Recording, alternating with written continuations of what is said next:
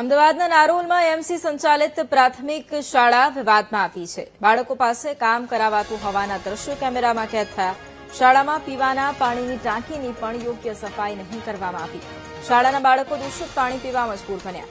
કોંગ્રેસના કાર્યકર્તાઓએ શાળામાં જઈને પ્રિન્સિપલની પોલ ખોલી છે। આરોપો વિશે નાયબ મદદનીશ શિક્ષણાધિકારીએ બોલવાનું ટાળ્યું છે।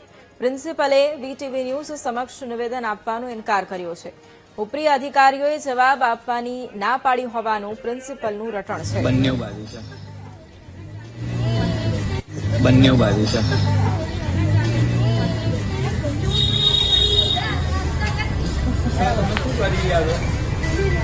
કોણે કીધું? સરે કીધું તો તમે અહીંયા સ્કૂલ વાળા ભણવા બોલાવે છે કે આ કામ કરવા બોલાવે? હે, કામ કરવા બોલાવે તો આ બધું કામ તમારું છે?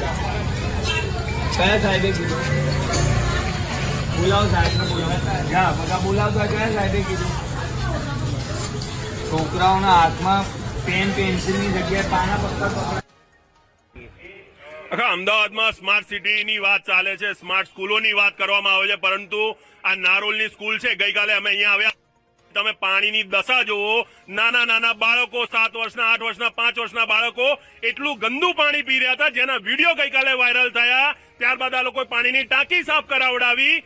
જમવાનું અમે જમવાના સમય આવ્યા, જમવાનું જોયું તો પાણીમાં હળદર નાખેલું, દાળ ગોતવી પડે દાળમાંથી, એવું જમવાનું બાળકોને આપે। ચોખાને તમે ચોખા ના કહી શકો, અને આટલી શરમ ના હોય ત્યાં ગઈકાલે મીડિયા ઇન્વોલ્વ થઈ, ગઈકાલે વિડીયો વાયરલ થયા તો પણ શરમ ના હોય। આજે ફરી સવારમાં આવ્યા અને સવારમાં બાળકો જોડે બાળ મજૂરી કરવામાં આવતી હતી કે બાળ મજૂરીમાંથી બાળકોને દૂર કરો, અને અમદાવાદ મ્યુનિસિપલ કોર્પોરેશનની સ્કૂલોમાં બાળકો જોડે મજૂરી કરવામાં આવે છે। આ તો કેમેરામાં કેદ થયું, પાછા જૂઠું બોલે કે અમે તો મજૂરોને બોલાયા હતા।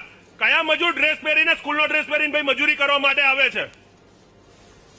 ચાલિત પ્રાથમિક શાળા ફરી વિવાદમાં આવી છે, કારણ કે નારોલની પ્રાથમિક શાળાની અંદર બાળકોને ગંદુ પાણી પીવા મજબૂર થયા છે। નારોલની આ પ્રાથમિક શાળા છે કે જ્યાં અત્યારે હાલ બાળકો વર્ગખંડમાં ભણી રહ્યા છે, પરંતુ જે વિડીયો સામે આવ્યા કે બાળકો પાસે મજૂરી કરવામાં આવી રહી છે, અને બીજી તરફના એ દ્રશ્યો હું બતાવવા માંગીશ કે જે પાણીનું વોટર કુલર નહીં, પરંતુ આ ટાંકી છે કે એ ટાંકીમાંથી બાળકોએ પાણી પીવું પડી રહ્યું છે। અને આ ટાંકી લગભગ જે દ્રશ્યો અત્યારે જોઈ શકાય છે કે અંદર લીલ પણ છે, અને બીજી તરફ આ ટાંકીનું પાણી પ્રદૂષિત છે, છતાં પણ અહીંના બાળકોને પીવડાવવામાં આવી રહ્યું છે।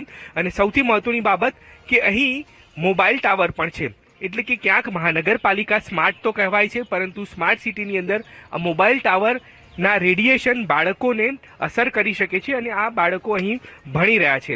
એટલે કે ક્યાંક સ્માર્ટ સિટીની અંદર જે પ્રકારે દ્રશ્યો સામે આવી રહ્યા છે કે પાણીની ટાંકી, વોટર કુલરથી પાણી નથી મળી રહ્યું, આ ગંદા પાણી બાળકો પીવા મજબૂર થયા છે, ત્યારે મહાનગરપાલિકા હવે આ બાળકોને ક્યારે શુદ્ધ પાણી અને શુદ્ધ ખોરાક આપે છે તે જોવું રહ્યું। દીપક સોલંકી, વીટીવી ન્યૂઝ, અમદાવાદ।